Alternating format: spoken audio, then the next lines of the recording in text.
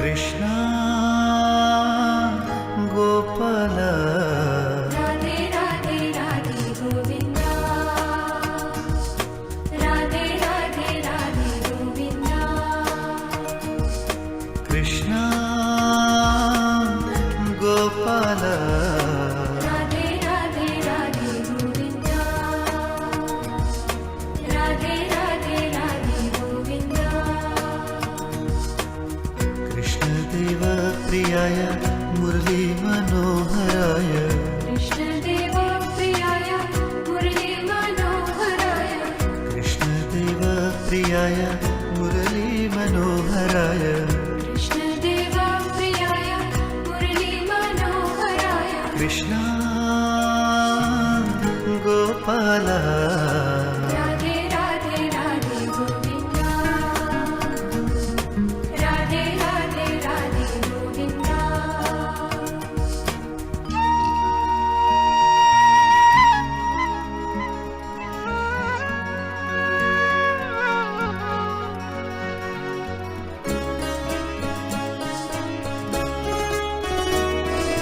राधे राधे राधे गोविंदा राधे राधे राधे गोविंदा गोपी मनरंजनाय मुरली मनोहराय गोपी मनरंजनाय मुरली मनोहराय गोपी मनरंजनाय मुरली मनोहराय गोपी मनरंजनाय मुरली मनोहराय कृष्णा गोपाल राधे राधे राधे गोविंदा राधे राधे राधे गोविंदा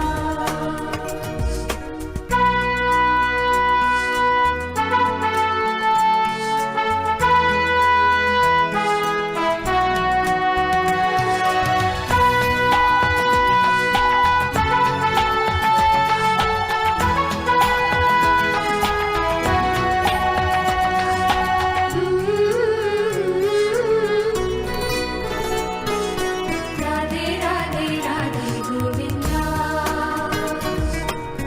राधे राधे राधे गोविंदा सुंदर मनमोहनाय मुरली मनोहराय सुंदर मनमोहनाय मुरली मनोहराय सुंदर मनमोहनाय मुरली मनोहराय सुंदर मनमोहनाय मुरली मनोहराय कृष्णा कृष्णा कृष्णा गोपाल राधे राधे राधे गोविंदा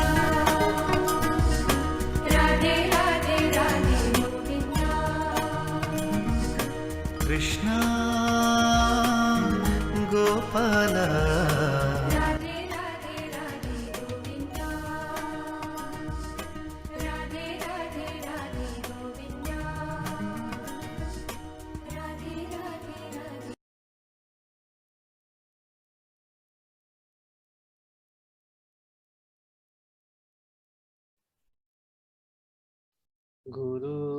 गुरुर्ब्रह्मा गुरुर्विष्णु गुरुर्देवो महेश्वरः गुरु साक्षात् परब्रह्म तस्मै श्री गुरुवे नमः तस्मै श्री गुरुवे नमः ॐ शान्ति शान्ति शान्तिः। नमस्ते, गुड मॉर्निंग। हम सेशन है ये नारद भक्ति सूत्र का। इसकी रचना नारद जी ने की है और इसका वक्तव्य दिया है गुरुदेव श्री श्री रविशंकर जी ने। तो हम उनके ही वक्तव्य के अंश पढ़ रहे एक किताब में से। तो जो सूत्र है उसको मैं फिर से आपके सामने स्क्रीन शेयर करता हूँ।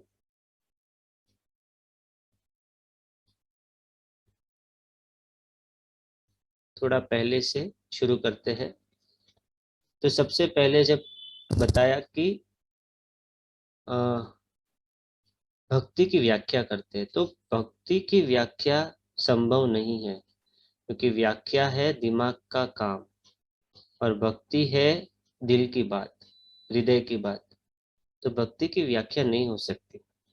पर नारद जी जो है वो ही एक ऐसे है जो इसकी व्याख्या कर सकते हैं, क्योंकि वो दोनों को जानते हैं। वो सेंटर को भी जानते हैं और सरकमफरेंस को भी, मतलब कि सोर्स को भी जानते हैं और सोर्स के मैनिफेस्टेशन को भी। इसीलिए वहाँ इसकी व्याख्या को कर सकते हैं। तो इसकी सबसे सबसे पहली जो व्याख्या है वह है सा तस्मिन परम प्रेम रूपा। हम जानते हैं प्रेम को, भक्ति को शायद हम पूरी तरह नहीं जानते, लेकिन प्रेम को जानते हैं। जो भी संबंध हमने आज तक बनाए, माता से, पिता से, भाई बहन, पति पत्नी, बच्चे, जानते हैं कि उसमें प्रेम है, लेकिन फिर प्रेम के साथ साथ और भी बहुत कुछ है और उससे परेशानियां होती है। तो जैसे व्यक्ति से प्रेम हुआ तो वो आगे चलकर मोह बन जाता है, वस्तु से हुआ तो लोभ बन जाता है, इसी तरह अपने स्टेटस से, अपनी अपनी पोजीशन से होता है तो फिर वहीं धीरे धीरे अहंकार या ममत्व बन जाता है। फिर उससे ईर्ष्या आती है, फिर उसी के कारण दूसरों से द्वेष होता है। तो इस तरह से हमारे प्रेम के अंदर ये सब कुछ जो जुड़ जाता है, तो वो हम सबको नहीं चाहिए, पर प्रेम चाहिए। तो प्रेम हमारा जो मूल में जो हमारा स्वभाव है वही भक्ति है, और भक्ति का रूप ही प्रेम है, और प्रेम का दूसरा नाम ही भक्ति है।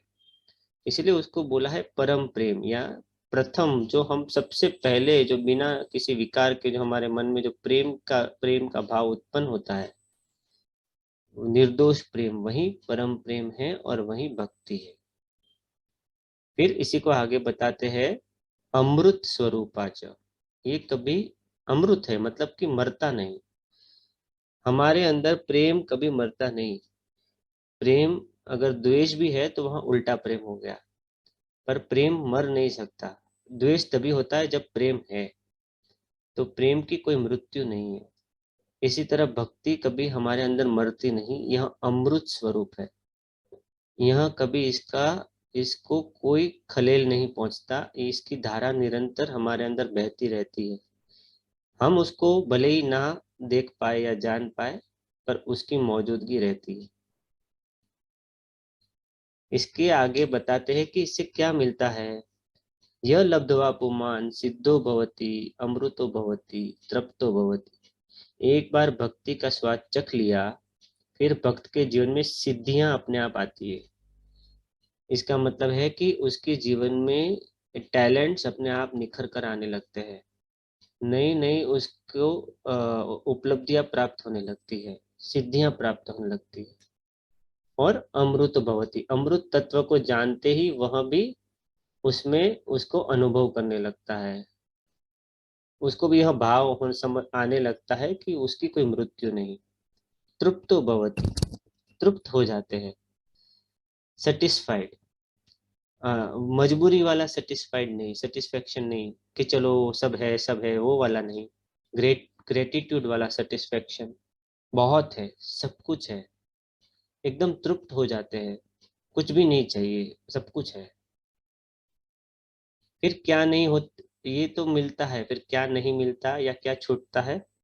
तो अगले सूत्र में ये कहते हैं यत प्राप्य न किंचित वांछती न सोचती न द्वेष्टि न रमते नोत्साही भवति। इसको पाने के बाद वांछती, मतलब ये चाहिए वो चाहिए, फ्यूचरिस्टिक डिजायर्स में बार बार चले जाना, अनवांटेड डिजायर्स में चले जाना, वो बंद हो जाता है। बार बार भविष्य की चिंता बंद हो जाती है, कैसे होगा क्या होगा। न सोचती, पास्ट में जाना बंद हो जाता है, गिल्ट में जाना बंद हो जाता है। क्योंकि जब भक्ति का स्वाद चख लिया तो फिर क्या पास्ट की गिल्ट करेंगे या क्या फ्यूचर की चिंता करेंगे। वो प्रेजेंट मोमेंट में रहने लगता है भक्त। और जब ना गिल्ट में जाता है तो ना खुद को दोष देता है, ना दूसरों को दोष देता है, फिर उसको द्वेष भी मिट जाता है। क्योंकि जब गिल्ट में आते हैं तो ये अगर कुछ भी गलत होता है तो या खुद को दोष देते हैं या दूसरे को। लेकिन जब एक्सेप्टेंस लेवल आ जाता है, पास्ट को भी नहीं जाता है, तो फिर द्वेष भी मिट जाता है। न रमते, न रमते मतलब जरूरत से ज्यादा अनवांटेड चीजों में इंडल्ज नहीं होते, उसमें न रमते मतलब उसमें घुसते नहीं है।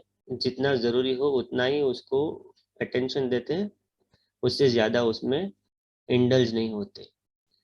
नोत्साही भवती, बिना किसी कारण के ओवर एक्साइटमेंट में नहीं रहते। ओवर एक्साइटमेंट में भी इन भान भूल जाते हैं, हम अपना होश खो बैठते हैं। तो भक्त ऐसा भी नहीं है कि होश खो बैठता है, वो होश में रहता है, प्रेजेंट मोमेंट में रहता है। तो ओवर एम्बिशियसनेस, ओवर एक्साइटमेंट भी उसके अंदर कम हो जाती है। यत ज्ञात्वा मतो भवति स्तब्धो भवति आत्मा रामो भवति। इसको जानने से क्या होता है? भक्त ही फील्स इंटॉक्सिकेटेड, उसको एक नशा रहता है आनंद का, खुशी का, प्रेम का। और स्तब्धो भवति, और स्तब्धता रहती है। स्तब्ध मतलब एकदम से स्तब्ध हो जाना, ठहर जाना। मन स्तब्धता को पा लेता है, ठहर जाता है। मन की चंचलता मिट जाती है। मन इधर उधर जो दौड़ रहा था वो एकदम से स्थिर हो जाता है। तो दोनों साथ साथ हो गए, मन स्थिर भी हो गया और नशे, और उस भक्ति के नशे का आनंद भी आ रहा है। तो ये दोनों विपरीत परिस्थिति भक्त के जीवन में संभव है, दूसरी जगह पे नहीं। आत्मा राम भवति, अपनी ही आत्मा में रमण करना, मतलब कि सेल्फ के साथ रहना, सेल्फ से जुड़ना, खुद की कंपनी को एंजॉय करना, खुद को जानना। फिर आगे, अच्छा अब इतना सारा समझ लिया भक्ति के बारे में। अब लगता है कि अरे भक्ति तो इतनी अच्छी है, ये तो इतना हमें आनंद देगी, ये देगा। अब भक्ति को कैसे पाए, क्या करे? तो अगला सूत्र ही तुरंत नारद जी हमारे मन की बात समझ जाते हैं और वो तुरंत हमको उसका सूत्र बताते हैं। और वो बोलते हैं, सान कामय माना निरोध रूपत्वात्। कामय माना मतलब कामना करने से नहीं मिलेगा वो। अगर आप बैठ के सोचोगे मुझे भक्ति मिल जाए, तो ये तो एक और नई डिजायर हो गई। और डिजायर भक्ति का स्वाद चखने से रोक देती है। हमें मान लेना है कि हमारे में वो भक्ति का बीज है, वो अंश है। और वो बीज धीरे धीरे पौधा बनेगा, फिर पेड़ बनेगा। हमारी अनुभूति उसमें दिन ब दिन बढ़ती जाएगी।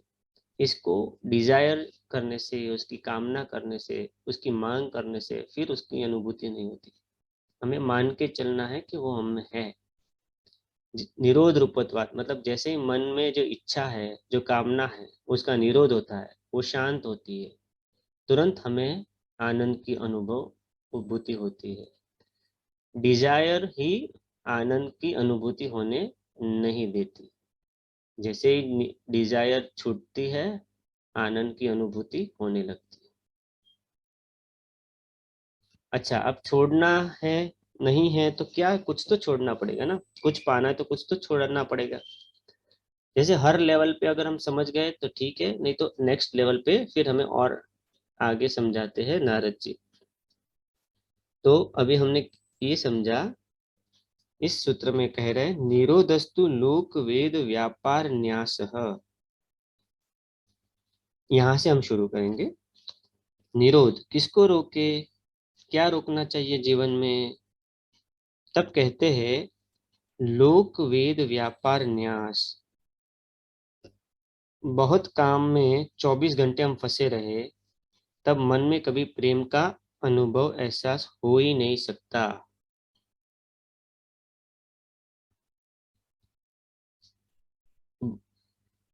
यह एक तरकीब है। आदमी को प्रेम से बचना हो तो अपने आप को इतना व्यस्त कर दो, कहते हैं ना, सांस लेने की भी फुर्सत नहीं, फिर मरे हुए के जैसे रहते हैं। सुबह उठने से लेकर रात तक काम में लगे रहो, लगे रहो, लगे रहो, जीवन उसी में समाप्त हो जाता है।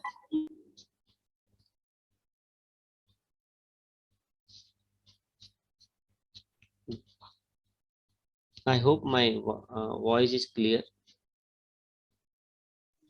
Yes. Yes. Okay, thank you.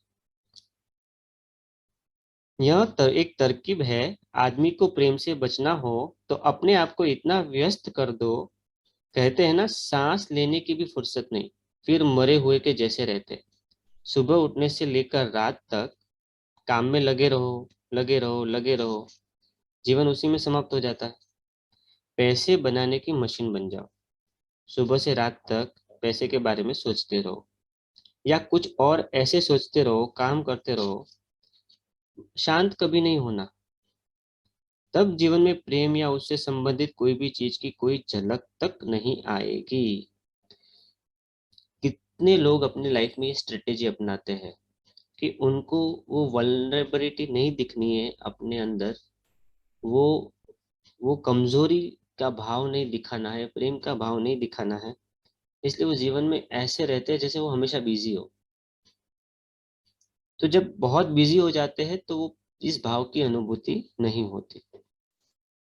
या हम काम से तो छुट्टी लेकर बैठ जाते हैं, मगर कुछ क्रियाकलाप शुरू कर देते हैं। माला लेकर जपते रहो, या लगातार कुछ क्रियाकांड में करते चले जाओ, या कोई भी किताब उठा के पढ़ते जाओ, टेलीविजन देखते जाओ, कुछ तो करते जाओ, तब भी परम प्रेम के अनुभूति से वंचित रह जाते हो। लोक वेद व्यापार न्यासः, ठीक ढंग से लौकिक और धार्मिक जो भी तुम करते हो ना, ठीक ढंग से इन सबको विश्राम पाना, तब तुम प्रेम का अनुभव कर सकते हो। जो व्यक्ति धर्म के नाम से लगातार कर्म कांड में लगा रहता है, उसके चेहरे पर भी प्रेम झलकता नहीं है। आपने गौर किया है ना? नहीं तो कितने सारे मंदिर है, जगह है, जगह जगह लोग पूजा करते हैं, पाठ करते हैं, इनमें ऐसा प्रेम टपकना चाहिए, पर ऐसा होता तो नहीं। पूजा करते हैं, इधर घंटी बजाते रहते हैं, उधर एकदम क्रोध, आक्रोश, वेद, उद्वेग। और इसी वजह से नए पीढ़ी के लोगों को पूजा पाठ से विश्वास उठ गया। क्यों? माँ बाप को दिखा इतना पूजा पाठ करते हुए, जीवन में कोई परिवर्तन नहीं आया, जैसे कि तैसे ही रहते हैं। पूजा पाठ में कोई दोष तो नहीं है, मगर हम बीच में विश्राम लेना भूल गए। हर पूजा पाठ की प्रक्रिया में यह है कि पहले आचमन करो, फिर प्राणायाम करो, फिर ध्यान करो। ध्यान की जगह हम क्या करते हैं, एक श्लोक पढ़ लेते हैं और मन को शांत होने ही नहीं देते। वेद व्यापार में लगे रहते, वेद का भी व्यापार हो गया। लोक वेद व्यापार न्यासः, निरोध करना हो, अगर निरोधी करना है तो लौकिक और वैदिक दोनों व्यापारों से मन को कुशलता पूर्वक निवृत्त करना है। बहुत कुशलता से करना है यह काम। ऐसा नहीं कि पूजा पाठ सब बेकार है, ऐसा कहकर एक तरफ इसको कर दो, इससे कुछ नहीं होगा, सब छोड़ दो, वैसा नहीं।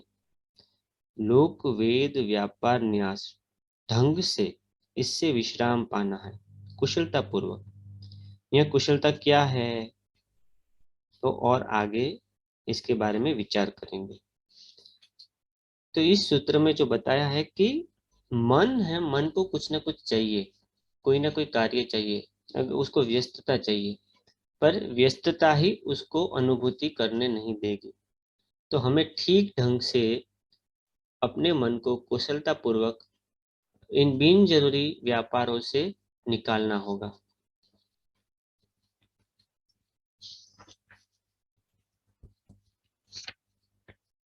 तो इसी को आगे लेके चलते हैं दूसरे चैप्टर, जिसमें उस चैप्टर का नाम है प्रेम की अभिव्यक्ति। मन की हर चंचलता भक्ति की तलाश है। मन चंचल क्यों है? क्योंकि वो कुछ खोज रहा है। वो क्या खोज रहा है? एक परमानेंट डेस्टिनेशन, जहाँ पे उसको आनंद की अनुभूति हो, तृप्ति की अनुभूति हो, और इसीलिए वह चंचल है। और इस भक्ति की तलाश है, भक्ति ही वह डेस्टिनेशन है। भक्ति ही ऐसा ठहराव ला सकती है मन में, चेतना में। और भक्ति प्रेम रूप है। प्रेम जानते हैं, मगर भक्ति को खोजते हैं। प्रेम की पराकाष्ठा ही भक्ति है, और यह भक्ति विश्राम में उपलब्ध है, काम में नहीं। यहाँ पे विश्राम और काम जो मतलब है, वो पूरा का पूरा हमारे मन की क्रियाकलापों से रिलेटेड है। फिजिकल वर्क की बात नहीं हो रही है। मन की जो चंचलता है, जो काम में व्यस्त रहता है, उसकी बात है। और इसी मन को हमें विश्राम देना है, तभी यह मन भक्ति की अनुभूति या प्रेम की अनुभूति कर पाता है। निरोधस्तु लोक वेद व्यापार न्यास, फिर से वही समझाया है। सब तरह के काम से विश्राम पाओ। विश्राम में राम है। दुनियादारी के काम छोड़ते हैं, फिर कर्म कांड में उलझ जाते हैं। कई बार ऐसा होता है ना, कर्म कांड तो करते हैं पर मन उसमें लगता ही नहीं है, और सोचते रहते हैं कब यह खत्म होगा। हाथ में माला फेर रहे, कब इसको खत्म करे, कब उठे, इस भाव से करते हैं।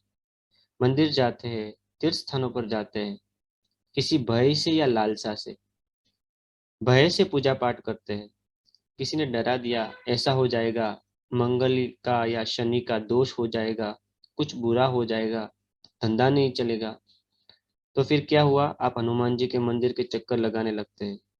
इसलिए नहीं कि हनुमान जी से इतना प्रेम हो गया, दृष्टि तो धंधे पर अटकी हुई है, और दुकान को लेकर ही मंदिर जाते हैं, घर की समस्याओं को लेकर ही मंदिर जाते हैं, और वापस लेकर भी आते हैं, छोड़कर भी वापस नहीं आते। भाई छोड़े कैसे? प्रेम हो तभी ना छोड़े ना। भय से या लोभ से हम पूजा पाठ करते हैं, कर्म कांड में उलझते हैं, यह तो भक्ति नहीं हुई, यह तो प्रेम नहीं हुआ। आदमी थक जाता है।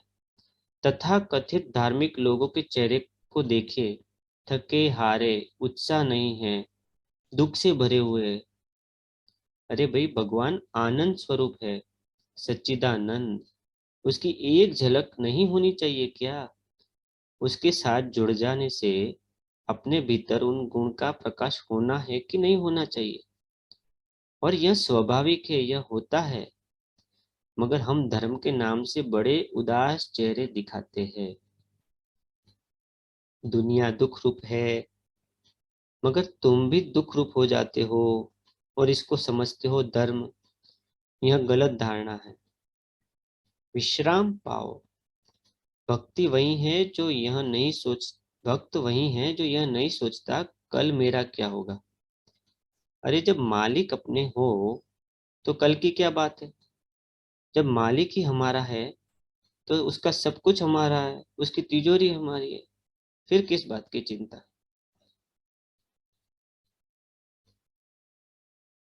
आगे कहते हैं, Are you sharing the screen? Okay. आगे कहते हैं इसके अगला सूत्र, तस्मिन् अनन्यता तद विरोधी सुदासीनता च। तस्मिन् अनन्यता, उसमें अनन्यता मतलब कि अलग अलग है ऐसा नहीं सोचना। वह अलग, मैं अलग, इस तरह से जो सोचने से प्रेम हो नहीं सकता, यह हो ही नहीं सकता। तस्मिन् अनन्यता, वह मुझसे अलग नहीं है। तो ये भाव बहुत जरूरी है। ईश्वर को तो हमने पूज लिया, लेकिन ईश्वर हमसे अलग है तो फिर तो बात नहीं बनेगी। तो हम उससे अलग नहीं हैं, ये भाव आना चाहिए। जैसे आपके बच्चे को कोई डांट दे तो आप उसको डांटने लगते हैं, सामने वाले को डांटने लगते हैं। भाई आपको डांट तो नहीं पड़ी, किसी ने आपके बच्चे के साथ ठीक व्यवहार नहीं किया हो, तो आप उस बात को अपने ऊपर ले लेते हैं। क्यों? मैं और मेरा बच्चा कोई अलग थोड़ी ना है। जिससे प्रेम हो जाता है उससे भेद भी कट जाता है। प्रेम हुआ माने भेद मिटा, और जब तक भेद नहीं मिटता तब तक प्रेम होता ही नहीं है। अपनापन हो, आत्मीयता हो, इतनी आत्मीयता हो, तभी मन ठहरता है। हम जो पसंद कर लेते हैं तब फिर मन भटकता नहीं है। जैसे जब टेलीविजन के सामने बहुत देर तक बैठते हैं तो उसमें तल्लीन हो जाते हैं, लेकिन अकेले बैठकर थोड़ी देर ध्यान में बैठते हैं तो यहाँ दर्द, वहाँ दर्द, उधर बेचैनी, मन दुनिया भर में भागता है। क्यों? सारी दुनिया दिमाग में आ जाती है जब ध्यान में बैठो। क्यों? हमने पसंद नहीं किया, प्रेम नहीं किया। किससे? अपने आप से प्रेम नहीं किया। जब खुद से नफरत से भर जाते हैं तो खुद के प्रति भी और औरों के प्रति भी नफरत की करते हैं। खुद के साथ जब प्रेम होता है तो औरों के साथ भी प्रेम होता है। खुद के साथ प्रेम हो कैसे? जब खुद में इतना दोष दिखता है तब उस दोष को समर्पण कर दो। समर्पित होने पर अनन्यता होती है, अनन्य होने पर समर्पित हो जाते हो। यह एक दूसरे से मिले हुए हैं। अनन्य मतलब उससे जुड़ जाना, और उसके लिए हमें समर्पण कर देते हैं तो उससे अपने आप जुड़ जाते हैं। तस्मिन अनन्यता तद विरोध उदासीनता। तो अनन्यता महसूस हो गई, उससे जुड़ गए। अब उसके विरोध में कुछ भी आता है तो उदासीन होना है, मतलब कि इग्नोर करना है। जब एक हो गए, हो सकता है कभी कभी जिससे प्रेम हुआ, जिससे एक हो गए, अब क्या होगा कि कुछ विरोधी बातें आ गई तो उसको हंसते हुए इग्नोर कर लेना है, उदासीन हो जाना। उसके आगे का सूत्र है अन्याश्रयाणाम त्यागो अनन्यता। अन्याश्रयाणाम त्यागो अनन्यता। जीवन में प्रेम बढ़े उसके लिए अनन्य भाव की आवश्यकता है। अपनापन महसूस करना है, चाहे दूसरे करे या न करे, अपनी तरफ से उनको अपना मान लिया। जब संशय करते हैं कि दूसरे व्यक्ति हमसे प्रेम करते हैं कि नहीं, तब खुद का प्रेम भी कुंठित हो जाता है, सिकुड़ जाता है। हम भी प्रेम नहीं कर पाते, हमेशा परखते रहते हैं कि व्यक्ति हमसे प्रेम करते हैं कि नहीं। मतलब जैसे ही हमें डाउट आता है कि सामने वाला व्यक्ति हमें प्रेम करता है कि नहीं, तो हमारा प्रेम भी वो सिकुड़ जाता है, और हम जज करते रहते, बार बार उस इंसान का टेस्ट लेते रहते हैं कि भाई सच में वो हमें प्रेम करता है कि नहीं करता है। पर चाहे वे करे या ना करे, अपनी तरफ से मान लो वे भी हमसे बहुत प्रेम कर रहे हैं, वे भी हमको बहुत चाहते हैं। इस तरह से हम आगे बढ़ पाते हैं भक्ति की तरफ। मान लेना है हमें प्यार मिल ही रहा है, ताकि हम फिर उसकी तलाश में, उसकी मांग में दुखी नहीं रहे। अक्सर आदमी दुखी है कि हमको कोई प्यार नहीं करता। क्यों नहीं प्यार करता भाई? तुमने यह धारणा कर ली है मन में। प्यार की अभिव्यक्ति अलग अलग तरह की हो सकती है। प्यार तो स्वभाव है, स्वरूप है। यदि कोई तुम्हें प्यार न करे, मतलब क्या है कि वे तनाव से भरे हुए हैं। तुमको उनके प्रति करुणा होनी चाहिए। प्यार करना स्वाभाविक है, प्यार नहीं करना अस्वाभाविक है। मतलब कि लव नेचुरल है, और और लव मतलब प्रेम नहीं होना अननेचुरल है। हमारा नेचुरल स्वभाव ही प्रेम का है। और क्यों नहीं करते? अज्ञान की वजह से, दुख की वजह से, नासमझी की वजह से कोई प्रेम नहीं करते। तो हमें उनके प्रति दया होनी चाहिए, है कि नहीं? यहाँ हर व्यक्ति प्रेम का पुतला है, बस उसके ऊपर थोड़ा मैल जम गया है। जरा सा पोंछ लो, पोछा लगा दो, अन्याश्रयाणाम त्याग अनन्यता, अनन्य हो जाओ, उसके साथ एक हो जाओ, एकता महसूस करो। एकता तभी महसूस करते हैं जब हम दूसरा आश्रय नहीं ढूंढते। त्यागो अनन्यता मतलब कि दूसरे आश्रय जो हम ढूंढते हैं उसको त्यागना है। एक ही आश्रय हो तब प्रेम की गहराई में हम उतर सकते हैं। कई आश्रय हो तो उसमें आश्रित नहीं है, उसमें आश्रित प्रधान नहीं है। हम जो आश्रित व्यक्ति है वह मुख्य हो जाता है और आश्रय नहीं। फिर से पढ़ता हूं, कहीं आश्रय हो तो उसमें आश्रित नहीं है। हम जो आश्रित व्यक्ति है वह मुख्य हो जाता है, आश्रय नहीं। मतलब कि हम जैसे बहुत जगह पर हम बहुत जगहों के में ये मतलब हमारा जो हमारी जर्नी जो है, अगर हम उस बहुत रास्ते ढूंढते हैं, बहुत जगह पर आश्रय लेते हैं, तो यहाँ पे हमने किसको प्रधानता दी? खुद को, खुद के ट्रांसफॉर्मेशन को, खुद के अपलिफ्टमेंट को, ना कि जो हमारा अपलिफ्टमेंट करना है उसको। तो प्रेम कब होता है? जब जो हमारा अपलिफ्टमेंट कर रहा है उससे प्रेम हो, ना कि हमारा अपलिफ्टमेंट हो इसलिए। तभी तो प्रेम सही मायने में होगा। प्रेम माने आश्रय को प्रधानता देना, आश्रित व्यक्ति का मिट जाना प्रेम है। बात समझ में आ रही है? भगवान के लिए हम हो तो यहाँ भक्ति हुई। अगर भगवान को हम इस्तेमाल करें अपने काम के लिए तो किसकी प्रधानता हुई? भगवान की या हमारी? हमारे लिए हम भगवान को इस्तेमाल करते हैं जैसे साबुन या स्कूटर। कभी भय हुआ तो भगवान को इस्तेमाल कर लिया। कोई दवा थोड़ी ना है। लक्ष्य को ही साधन बना देते। जब पहला कदम भूल का होता है तो फिर हर कदम गलत दिशा में जाते। इसको भक्ति नहीं कहते। और फिर भगवान भी बहुत बड़ा व्यापारी है। हम क्या करते हैं? कचरा समय देते हैं सत्संग के लिए, थर्ड क्लास टाइम, जो किसी काम के लिए नहीं है वह समय। जब कोई शादी विवाह नहीं, कोई पार्टी नहीं, कुछ करने को नहीं है, उस समय सोचते हैं कि सत्संग कर लेंगे, भगवान का ध्यान कर लेते।